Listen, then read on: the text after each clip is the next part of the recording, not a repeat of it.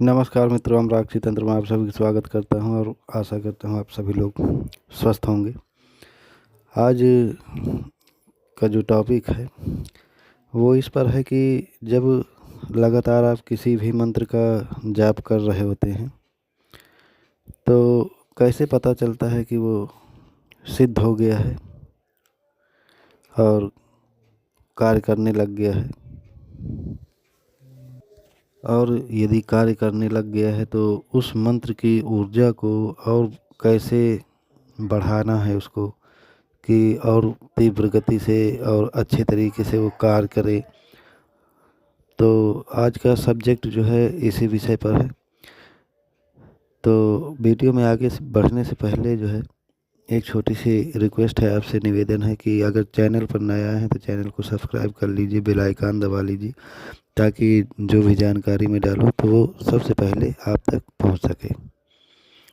तो आज के इस वीडियो में जानते हैं कि मंत्र जब हम लगातार जाप करते रहते हैं और जब काफ़ी समय हो जाता है तो मन में एक जिज्ञासा उठती है कि मंत्र सिद्ध हुआ या नहीं सिद्ध हुआ, तो हमें कैसे पता चलेगा। अच्छा, जिसके गुरु रहते हैं तो उनसे सलाह मशवरा करके जो है पूछ लेते हैं, पर अगर खुद के गुरु नहीं है और आप अपने मन से मंत्र जाप करते चले जा रहे हैं तब उस समय ये ख्याल ज़रूर आता है कि अब हमें पता कैसे चलेगा कि ये सिद्ध हो चुका है। तो मंत्र का जाप वही लोग ज़्यादातर करते हैं जिनके पास समस्याएं होती हैं। तो आप इस प्रकार से चेक कर सकते हैं कि घर में जैसे आप पहले बाहर डायरेक्ट नहीं करना है, बिल्कुल भी नहीं करना है बाहर, नहीं तो गच्चा खा जाएंगे। घर पर आप झाड़ा लगा के देखिए उस मंत्र से। अगर किसी का तबीयत डिस्टर्ब होता है, ख़राब होता है, तो उसी मंत्र से झाड़ा लगा के देखिए कि वो ठीक हो रहा है कि नहीं। अगर आप उस पर भी देखेंगे कि अगर आपने झाड़ा लगाया तुरंत ठीक हो गया, तो ये मान के चलिए कि आपने अच्छा माला जाप किया है और अच्छा भक्ति किया, अच्छा विश्वास किया है भगवान पर। और कभी कभी ऐसा भी हो जाता है कि जैसे आपने झाड़ा लगाया और पूछा तो पता चलता है कि अभी सही नहीं हुआ, तो वहाँ पे निराश नहीं होना है। कम से कम 10-15 मिनट वेट करना है और फिर पूछना है। कभी कभी होता है कि झाड़ा लगाने के 10-15 मिनट बाद आराम मिल जाता है। तो कुछ ऐसा भी होता है कि जैसे बड़ी ताकतें होती हैं तो उनको जिस मंत्र से आपने झाड़ा लगाया तो उसके द्वारा जो है हटाने में थोड़ा सा टाइम भी लग जाता है, 5 से 10 मिनट तक। और भी आप कार्य कर सकते हैं, जैसे पता लगाना है, जल अभिमंत्रित करके आप दे सकते हैं, लौंग अभिमंत्रित करके दे सकते हैं।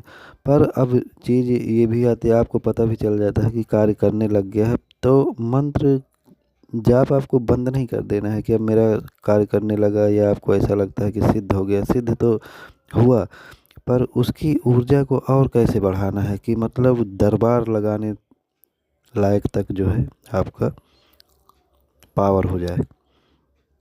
तो उसी मंत्र का जाप आपको लगातार करते रहना है। जैसे आप रोज़ डेली 11-11 माला जाप करते थे और अब आपको लगता है कि मैंने 21 दिन या 11 दिन तक कर लिया है, तो अब उसको मंत्र को बंद नहीं करना है। आप उसका एक एक माला, 5-5 माला, एक माला, 2-2 माला, इसे उस मंत्र को प्रतिदिन करते रहना है। तो इससे आपका ऊर्जा जो है उस मंत्र का बढ़ता चला जाएगा।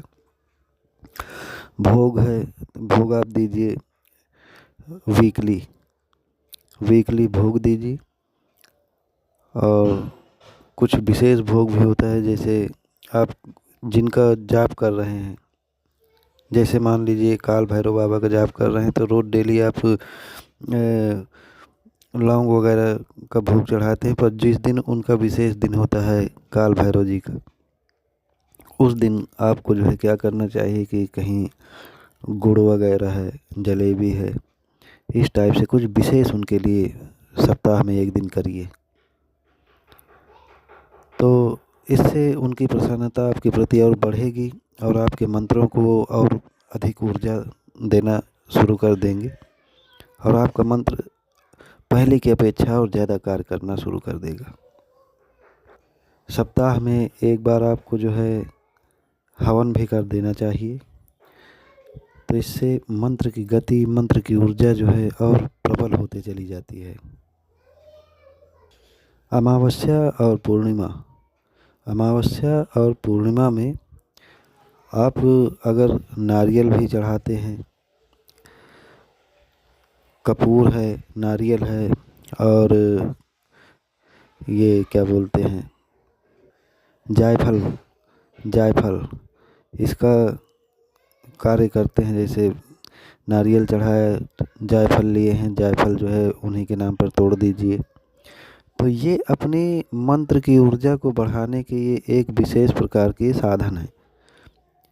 इस प्रकार से आप जब करने लग जाते हैं तो आप पहले देखे हैं कि कितना कार्य कर रहा है मंत्र, और जब ये विशेष कार्य आप करना शुरू कर देते हैं अपने इष्ट के प्रति, अपने देवता के प्रति जिनका मंत्र सिद्ध कर रहे हैं, तब फिर आप देखेंगे कि आपकी ऊर्जा का क्या प्रभाव है, बढ़ता चला जाएगा।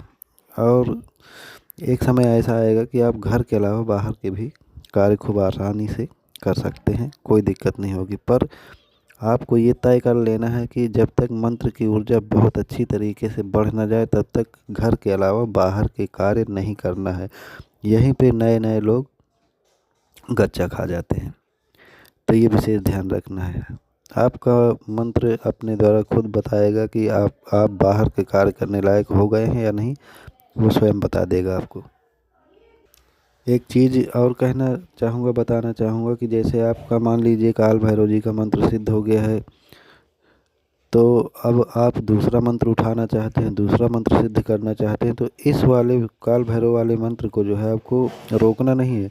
जैसे आपको मान लीजिए ओम ऐं ह्रीं क्लीं चामुंडाय विच्चे का जाप करना है, इसको सिद्ध करना है, और काल भैरव जी का मंत्र मान लीजिए सिद्ध हो चुका है, तो ओम ऐं ह्रीं क्लीं का जाप करने से पहले, जैसे आप पहले माला जाप करने से पहले ओम गंगणपतये नमः का जाप करते हैं गणेश जी का, फिर गुरु का एक माला करते हैं, उसके बाद जो आपने काल भैरव जी का मंत्र सिद्ध किया है एक माला उसका भी जप करना है प्रतिदिन।